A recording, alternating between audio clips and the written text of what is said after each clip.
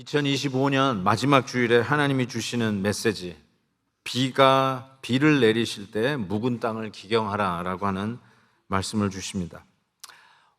호세아서는 이렇게 한 장 한 장 넘길 때마다 기대함을 가지고 넘겼지만 여전히 다시 부패하고 썩어가는 이스라엘 모습을 보면서 실망하게 됩니다. 오늘 본문 10장, 11장도 그렇습니다. 다시 부패하는 이스라엘의 모습들을 적나라하게 공개하고 있습니다. 그 부분들을 여러분 본문 제가 스킵을 했지만 하나씩 한번 설명해 보겠습니다. 2절 말씀에 보면 두 마음을 품었다라고 이스라엘의 그 부패한 마음을 지금 고발하고 있습니다. 두 마음을 품은 게 무엇일까요? 출애굽을 했을 때는 힘센 하나님이 필요했어요. 전능하신 하나님, 만군의 여호와 하나님을 믿었어요. 그러나 가나안 땅에 들어가 정착을 하면서는 풍요의 신이 필요했어요.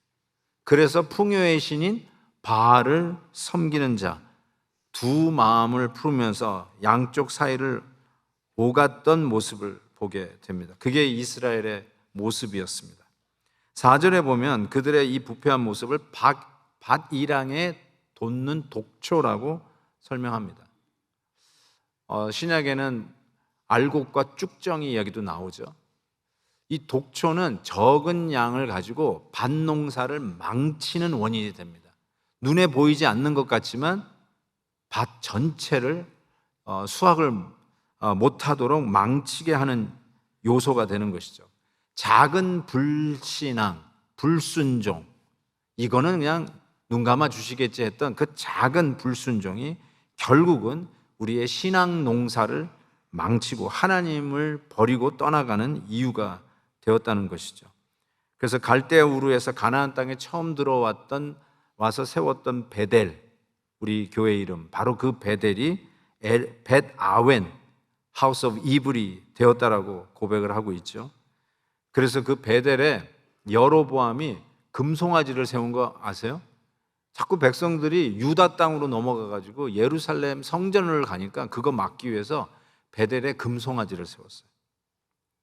그것을 가지고 뭐라고 얘기합니까? 7절에 보니까 물 위의 거품이다 라고 얘기했어요. 사마리아가 이스라엘이고 이스라엘이 에브라임이라고 말씀드렸죠. 이 이스라엘이 물 위의 거품같이 사라지는 존재다라고 이야기를 하고, 그 다음에 지난주에도 말씀드렸지만 기브아에서의 그 토막 시체 배달 사건을 다시 소환합니다. 그것이 바로 이스라엘의 죄였다.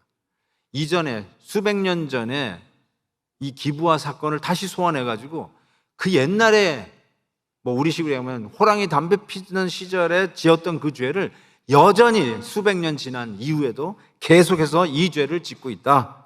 도무지 변하지 않는 이스라엘의 죄를 이와 같이 고발하고 있는 것입니다. 그리고 11절에 보면은 곡식 밟는 암소와 같다라고 얘기했어요.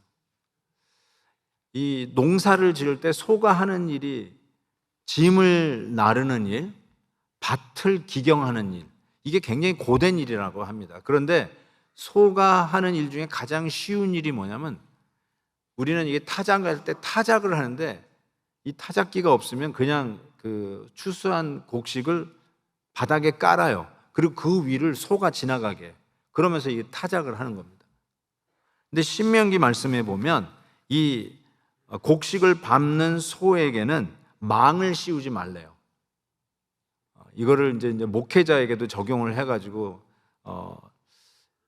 적용을 하고 인용도 하는 말씀인데, 곡식을 밟는 암소가 가장 쉬운 일인데 신명기 25장에 보면 망을 씌우지 말라니까 그 타작한 곡식을 마음대로 먹을 수 있는 거예요. 그런데 이스라엘이 희생하기 싫어하고 땀 흘리는 거 싫어하고 주를 위해서 봉사한다라고 하는데 나는 그런 일을 못해, 쉬운 일만 하려고 하는 그 모습을 꼭 곡식을 밟는 소, 그리고 마음껏 자기가 먹고 싶을 때 곡식을 집어먹을 수 있는 그런 일들만 하는데, 그게 이스라엘인데 결국은 너희들이 다시 밭을 갈고 곡식단을 나르는 고된 노동도 할 것이다 라고 하나님께서 그들에게 경고를 하고 있죠. 그러면서 그들의 모습을 13절에 이렇게 요약합니다. 이스라엘은 악을 밭 갈아 죄를 거두는 자들이 너희들이다. You have plowed iniquity and you have reaped injustice. 이게 너희들의 모습이다.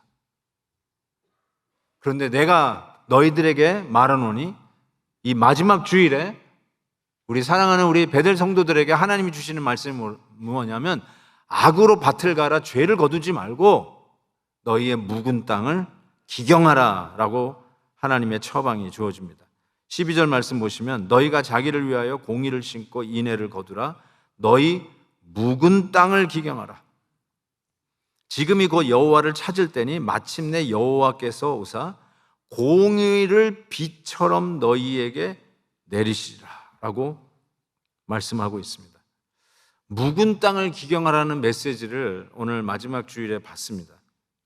묵은 땅은 아까도 얘기한 것처럼 그 의미가 두 마음을 품은 마음이 묵은 땅입니다. 하나님을 믿는 것 같은데 오늘도 교회 나와 계시니까 하나님 믿는 거죠. 그렇죠? 그런데 전혀 예배 드리고 싶은 마음은 없어. 혹시 여러분 그렇다면 그냥 아내 때문에 어차피 그냥 끌려왔어요. 교회 가면 잠이 잘 오더라. 그래, 아예 잠자는 장소를 바꾸자. 뭐 이런 마음으로 오셨어요. 그런데 실은 다른 신을 섬기고 있어요. 세상의 신을 섬기고 있어요. 출세의 신을 섬기고 있어요. 내 명예의 신을 섬기고 있어요. 내가 옳다는 자기 의의 신을 섬기고 있습니다. 두 사이를 오가는 이 두 마음, 이게 묵은 땅 아니겠어요? 이 묵은 땅을 기경하라. 깊이 갈아엎으라 라는 뜻이에요. 깊이 갈아엎으라. 그래서 엘리야 선지자가 두 사이를 언제까지 머뭇거리겠느냐 하고 책망하지 않습니까? 우리가 이번 주말에 시작되는 엘리야 특별 새벽 기도회, 혹시라도 우리에게 두 마음이 있으면 새해를 시작하면서 우리의 묵은 이 마음을 깊게 갈아엎는 은혜가 있기를 진심으로 바랍니다.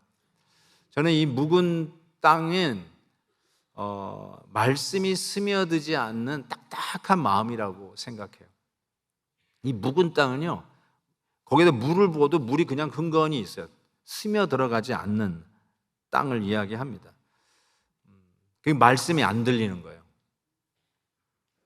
지금 여러분의 고막을 때리고 있으니까 들린다고 얘기를 할지 모르지만 이 말씀의 메시지가 나에게 주는 메시지로 안 들리는 거예요. 저는 얘기는 김 집사가 들었으면 좋겠다. 김 집사 왔어 안 왔어? 이게 바로 말씀이 들리지 않는 마음이에요. 남 탓하고요, 남에게 던지는 그런 모습이라고 할 수 있죠.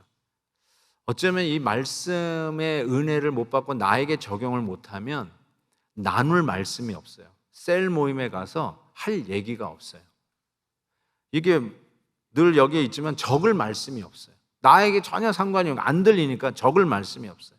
그러니 셀 모임 자체에 흥미를 잃어요. 가서 할 말이 없고 꿀먹은 벙어리 같이 있어야 되니까 나눌 메시지가 없는 거예요. 그러니까 관심도 없고 교회에서는 그렇게 중요하다고 셀 모임 그렇게 격려하는데도 참여하는 관심이 없으니까. 그래서 모이면 무슨 얘기예요? 그냥 세상 얘기, 정치 얘기, 운동하는 얘기, 어디에서 세일한다는 얘기, 뭐 그런 얘기 하겠죠. 그런 얘기 당연히 할 수 있죠. 그렇지만 할 얘기가 그것뿐이 없는 사람이 되어버린 거야. 말씀이 스며들지 않는 마음, 나에게 적용되지 않는 마음, 나에게 주시는 메시지를 듣지 않는 닫힌 귀, 저는 그게 묵은 땅이라고 생각합니다. 그거 깊게 갈아엎으라고 주시는 말씀이죠. 세 번째는 변화와 열매가 없는 신앙이 아닌가라는 생각을 해보게 됩니다. 이런 마음의 상태를 문제시하지 않는 거예요. 말씀이 들리지 않는 거, 말씀의 은혜를 나눠본 적이 언제인지 기억도 안 나. 지난주 말씀이 나를 이렇게 바꿨다든지, 어제 김 집사가 이런 은혜를 받았다고 하는데 나도 그때 은혜를 받았지, 이런 얘기를 해본 적이 언젠지를 몰라. 그러니 당연히 변화가 없고 열매가 없죠. 그래서 문제는 내가 아니라 항상 남이에요. 남 탓합니다. 그렇지 않나요? 입에 남아있는 게 불평, 불만뿐이 없어요. 당연히 감사가 사라졌어요. 이게 바로 묵은 땅의 모습이에요. 오늘 이 마지막 주일에 하나님 주신 메시지, 그 묵은 땅을 갈아엎으라, 기경하라 라는 메시지입니다. 하나님은 우리에게 전인격적인 헌신을 요구하셨습니다. 대충 예수 믿으라, 대충 교회 생활하라 라고 말씀하신 적이 없어요. 일주일에 한 번 교회 나오면 That's enough 그렇게 말씀하신 적이 없어요. 마음을 다하고 뜻을 다하고 힘을 다하여 주 너희 하나님을 사랑하라. 이게 하나님의 요구예요. 근데 어느 날 어느 순간부터는 전부 다 내 스케줄에 맞췄어. 전부 다 내가 하기에 나름이야. 이 정도 하면 되겠지 하고 언제 어느 순간부터 그렇게 생각하고 있어요. 오늘 말씀에 묵은 땅을 기경하라 그러면 공의의 비처럼, 공의를 비처럼 너에게 내리시라 이렇게 얘기했어요.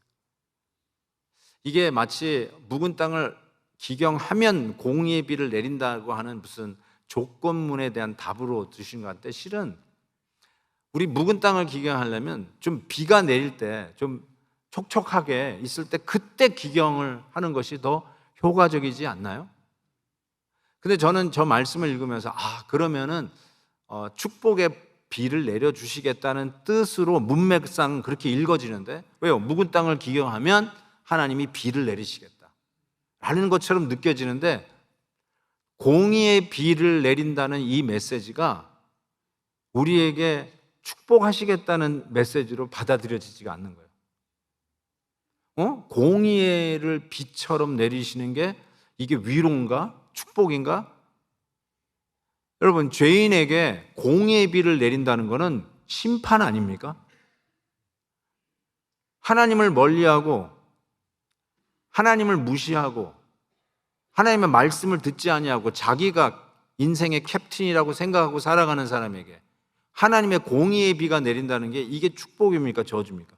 저주죠. 거룩한 하나님의 공의가 우리에게 쏟아진다는 건데 이게 무슨 축복이에요? 이거는 심판이죠.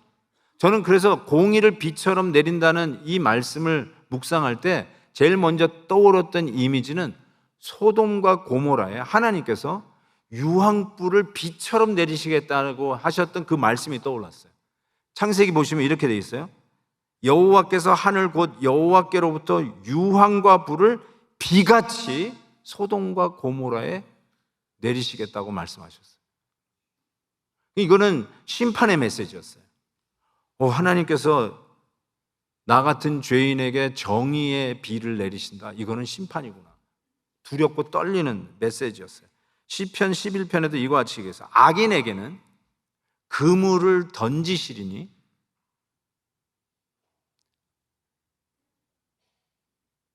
어떻게 돼요? 그물을 비같이 내리시리니 불과 유황과 태우는 바람이 그들의 잔의 소득이 되리로다.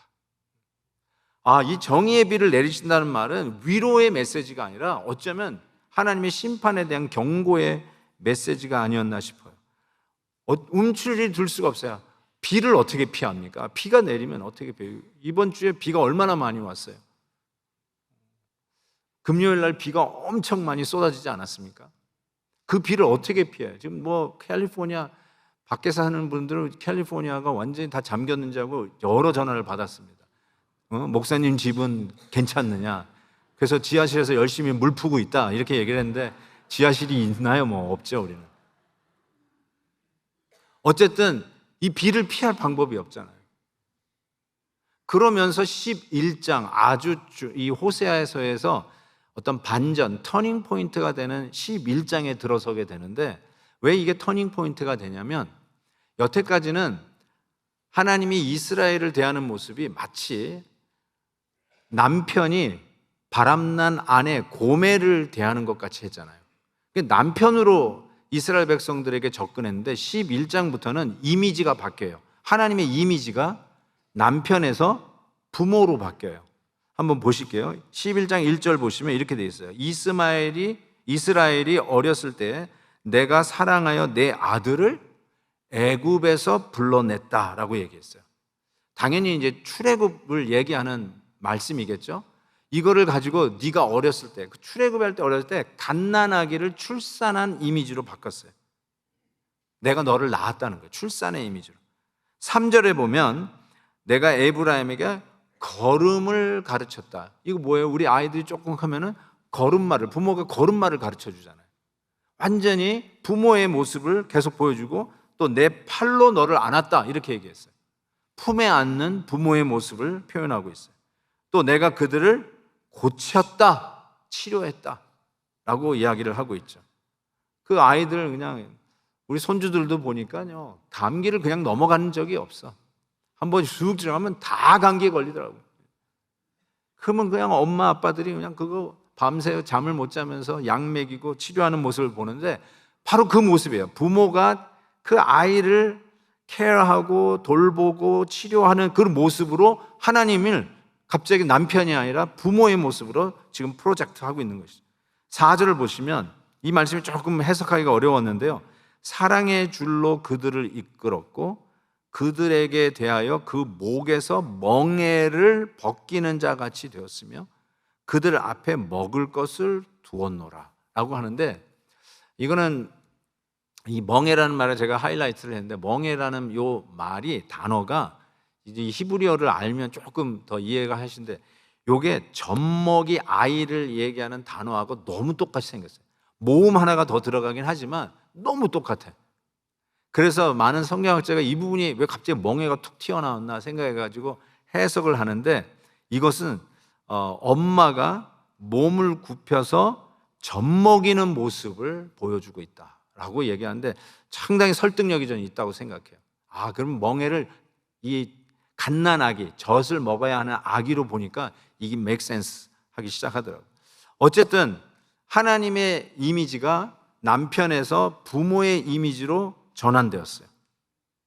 그럼에도 불구하고 이스라엘 백성들은 부모를 버리고 떠난 청개구리와 같은 모습임을 호세아서는 반복적으로 이야기를 하는 것이죠. 자, 여러분 같으면 어떻게 해야겠어요? 말을 해도 듣지 않는 사람들.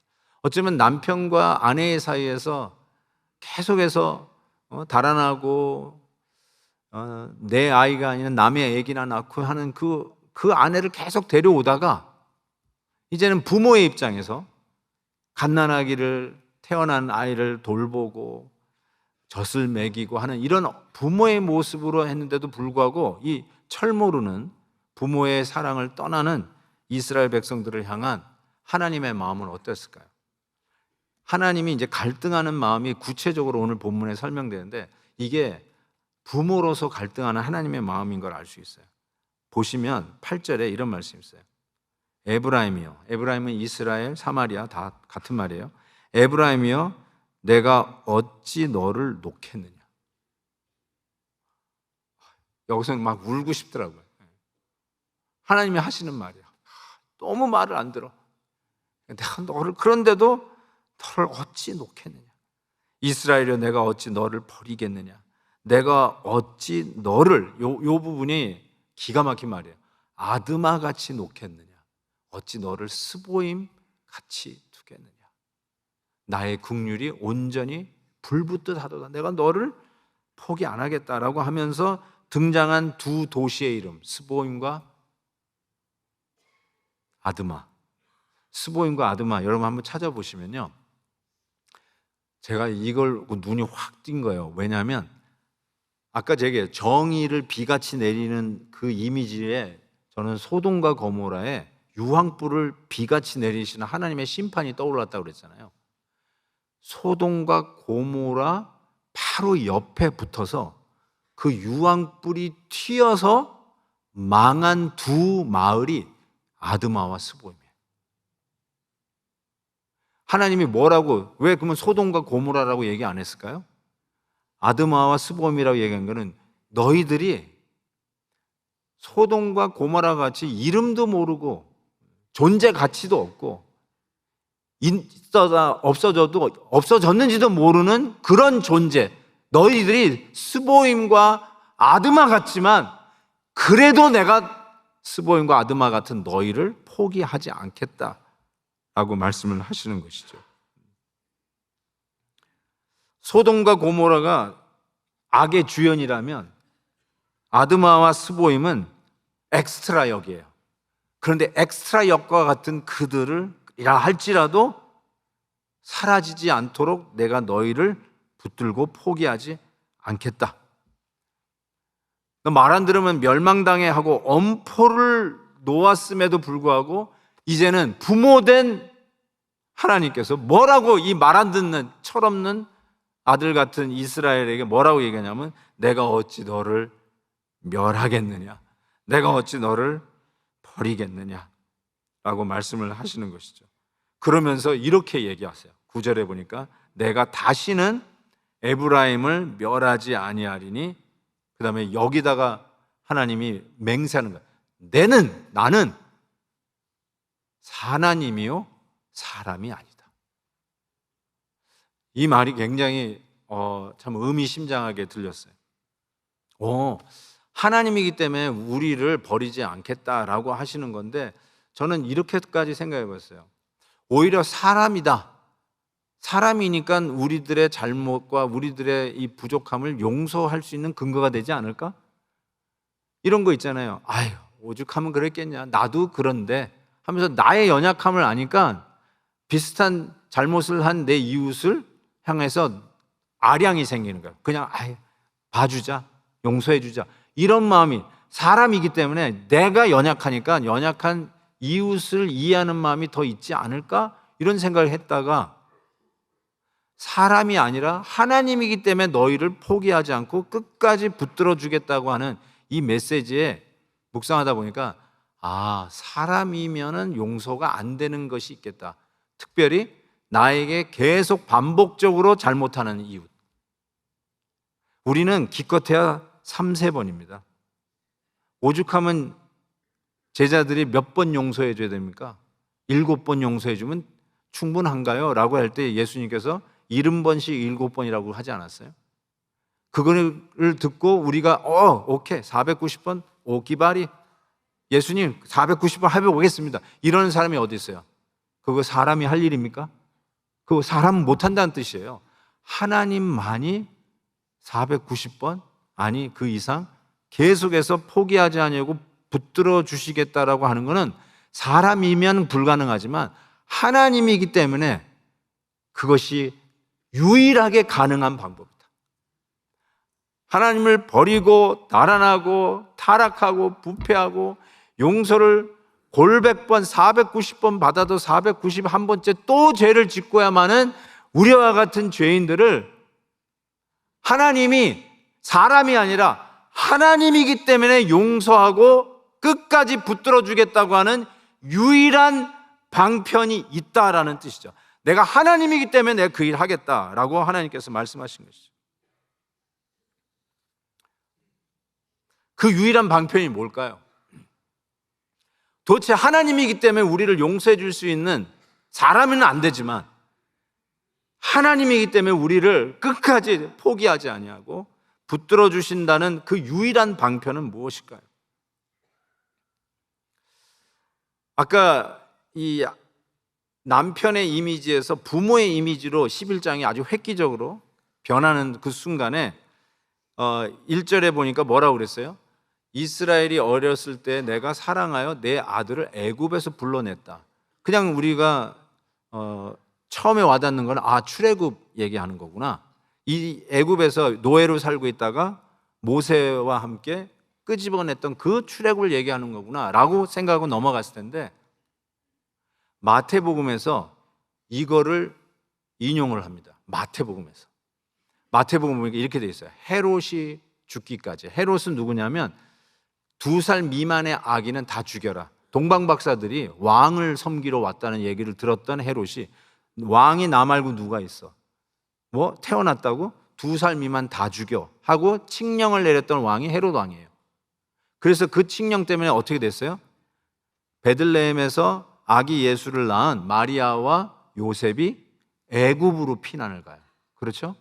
자, 그 사건을 배경으로 헤롯이 죽기까지 있다가, 그 칙령을 내렸던 헤롯 왕이 죽기까지 있다가 그가 죽음에 호세아 선지자를 통해서 이미 예언하신 바 애굽에서부터 내 아들을 불렀다 함을 이루려 합니다.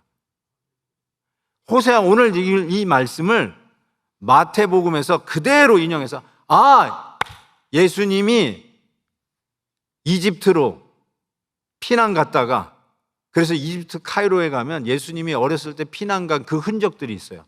그것도 이 성지 순례의 한 관광 코스 중에 하나예요. 거기 갔다가 헤롯이 죽음에 다시 돌아와 나사렛에서 자라십니다. 그 사건을 오늘 이 호세아 말씀을 인용해서 애굽에서부터 내 아들을 부른 것이 바로 예수 그리스도를 불러낸 사건으로 연결을 하고 있어요.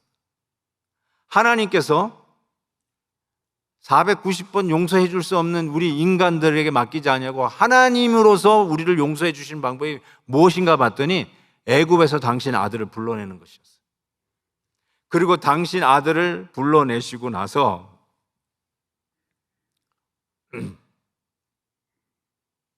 우리가 맞아야 할 심판의 정의의 비, the reign of righteousness, which we sinners cannot take it. 우리가 그걸 받을 수가 없어요.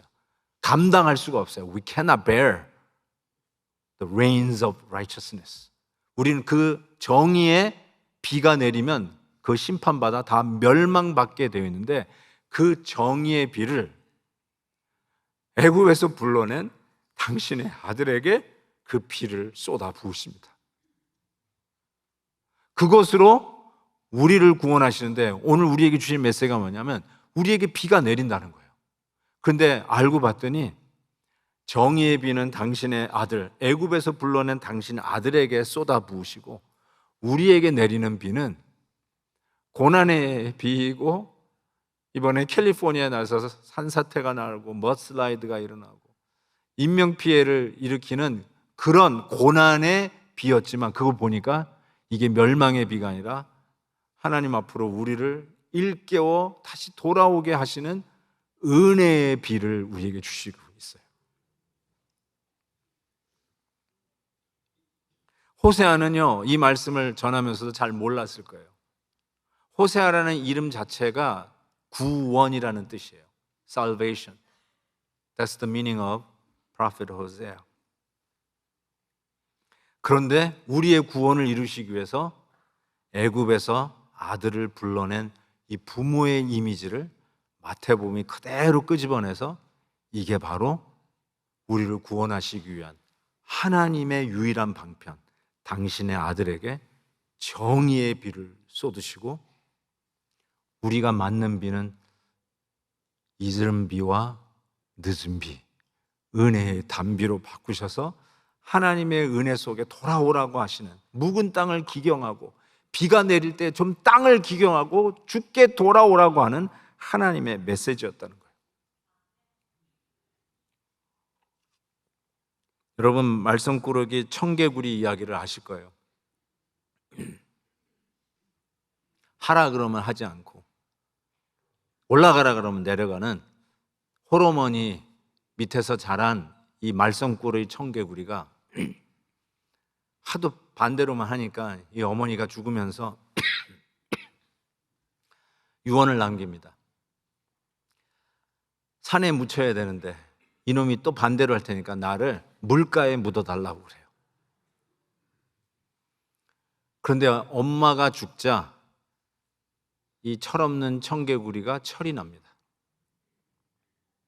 그래서 이제부터는 새 사람이 돼야지, 엄마 말 들어야지 하고는 물가에다가 엄마 무덤을 만듭니다.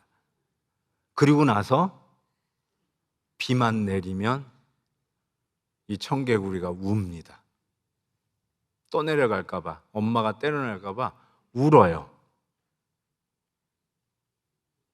비만 내리면 울어요. 예수 그리스도의 죽음으로 말미암아, 정의의 비를 맞아 내 대신 맞으신 예수님이 죽음으로 말미암아 우리 모두는 은혜의 철이 들었어요. 은혜가 뭔지를 알아요. 나 대신 정의의 비를 맞아 우리를 구원해내신 그 은혜가 얼마나 고마운지를 알아요. 그런데 그 은혜 속에 살다가 당연한 듯 살고 있다가 고난이라고 하는 비가 내리면 그때 정신이 차려져요. 주님이 나를 위해서 정의의 비를 맞으셨는데, 그래서 우리에게 고난의 비가 내리면 울기 시작해.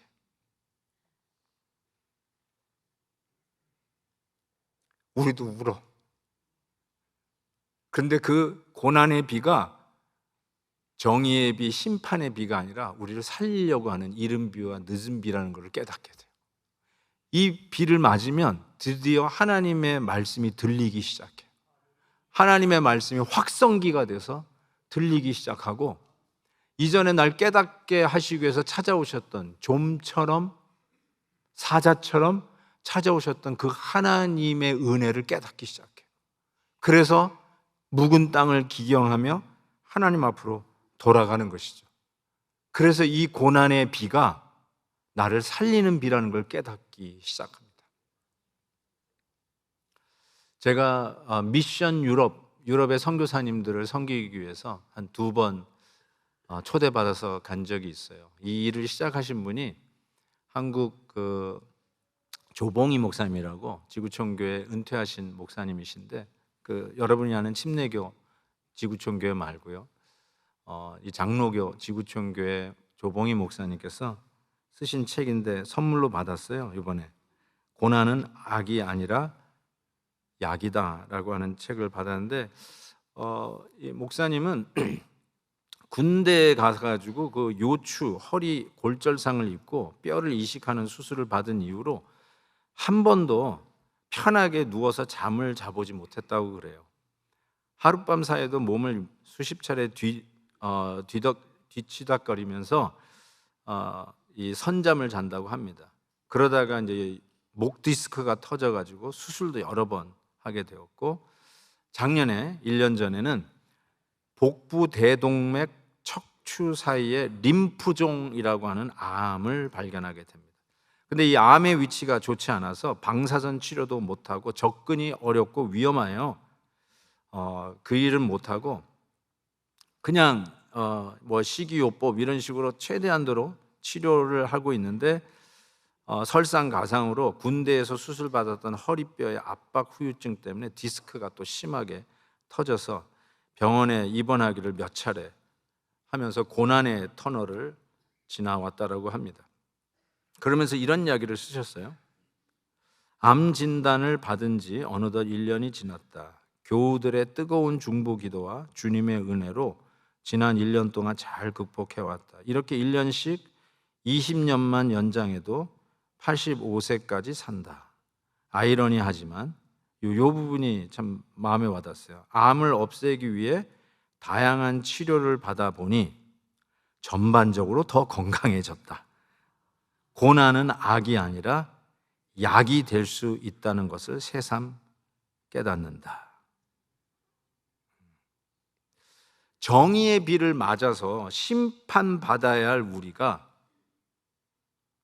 애굽에서 불러낸 아들에게 정의의 비를 쏟으시고, 우리에게는 오늘 살리시는, 회복하시는, 하나님 앞에 돌아오게 하는, 우리의 묵은 땅을 기경하게 하는, 촉촉히 적셔주시는 그 은혜의 비를 우리에게 주시는 이유는 약이 되기 위해서, 살리기 위해서, 더 건강하게 하기 위해서 하나님께서 우리에게 끝까지 포기하지 아니하시고 우리를 붙드시겠다는 이 약속의 말씀을 허락해 주셨다는 것이죠.